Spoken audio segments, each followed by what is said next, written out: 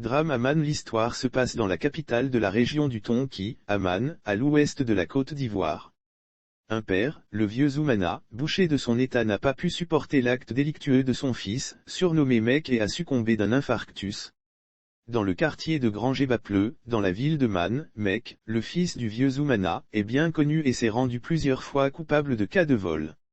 Des actes délictueux qui l'ont plusieurs fois conduit à la maison d'arrêt et de correction de Man. Chaque fois grâce à l'intervention de sa famille, surtout de son père, Mek s'est vu tirer d'affaire une fois que ses victimes, par magnanimité, aient retiré leur plainte. Comme si cela ne lui servait pas de leçon, chaque fois, le nommé Mek a encore récidivé dans la nuit du 29 au 30 septembre 2021.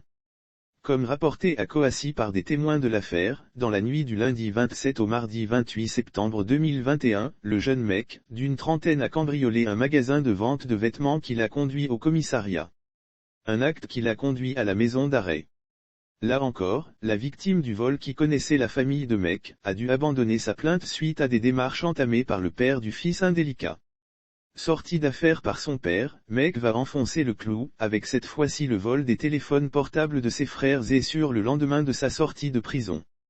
Informé, le père Zoumana va intimer l'ordre à son fils de restituer les téléphones de ses sœurs et frères. Un ordre appréhendé par Mek comme un affront. Il va donc proférer des injures graves à l'endroit de son père dans la nuit du 29 au 30 septembre 2021.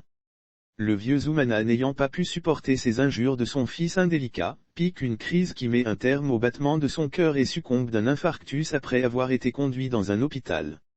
Cette mort, le fils Mek n'affirme ne rien à y voir, car, dira-t-il, c'est de la volonté de Dieu si son géniteur a rendu l'âme.